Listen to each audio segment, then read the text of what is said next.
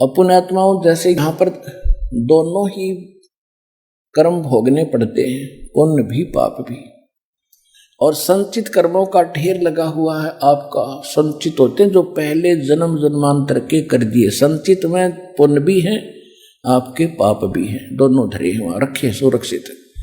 अच्छा, जब आपको कभी मानव शरीर मिलता है तो एवरेज निकाली जाती है।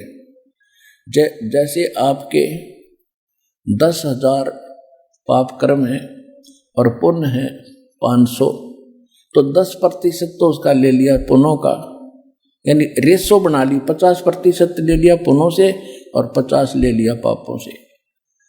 तो जिसके पुण्य कम है तो पुण्य तो आए समझो 250, और 10,000 में तो पाप आगे 5,000,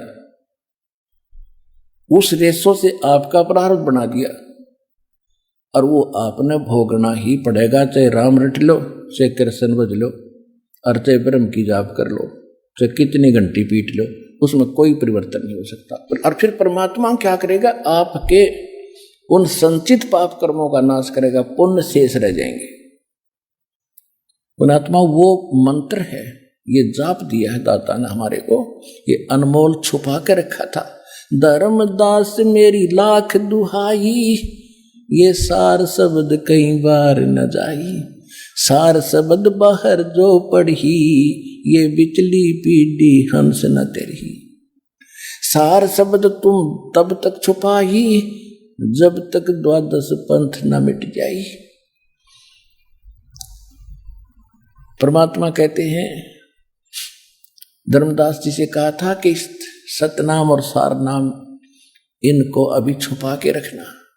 सतनाम को तो मालिक ने थोड़ा बहुत कई महापुरुषों को दे दिया था, जैसे गरीबदास साहिब जी को, आदरणीय गरीबदास साहिब जी को, आदरणीय गीसा दास साहिब जी को, आदरणीय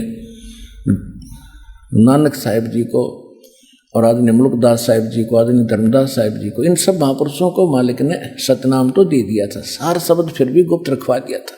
और परमात्मा क्या कहते हैं, सो हम शब्द हम जग में ल्याए, सार शब्द हम गुप्त छुपाए। खुद भगवान कबीर साहब कहते हैं कि वो सो हम शब्द हम ही लाए, ये सो हम शब्द का किसी को ज्ञान नहीं, ना किसी वेद शास्त्र में इसका ये लिखा है जो पूर्व के ग्रंथ है। परमात्मा के ज्ञान के बाद तो इन महापुरुषों को भगवान ने सोम तो बता ही दिया था। तो ये 2 अक्षर से मिलकर सतनाम बनता है कोम, और ये जो एक सोहम, इसके विषय में नानक साहिब जी भी का प्रमाण है कि यही जाप किया करते थे, जिससे ये पाप नाश होते हैं।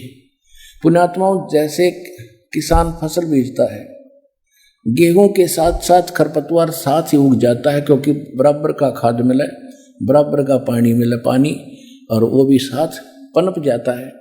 पहले कोई विकल्प नहीं था, वो साथ ही फलते थे, दोनों ही बनते थे, अड़ंगा भी और कणक भी दोनों उपजती थी। अब उस अड़ंगे को निकाल कर बाहर डालना पड़ता था, गेहूं अलग करनी पड़ती थी, बहुत परिश्रम होता था, कई बार गेहूं में भी मिल जाता था वो, और जिससे उसकी कणक आधी बन जाती थी। अब क्या किया है कि वैज्ञानिकों ने एक ऐसी औषधि का आविष्कार कर दिया है कि वो औषधि डाल देने से खरपतवार नष्ट हो जाता है, फसल को हानि नहीं होती, वो शेष रह जाती है। इसी प्रकार परमात्मा ने ये एक अनमोल जड़ी हमारे सदग्रंथों में रखी थी, जो इस दास को अप्राप्त होगी है, जो पाप नाश कर देती है, पुण्यों को सुरक्षित रख देती है।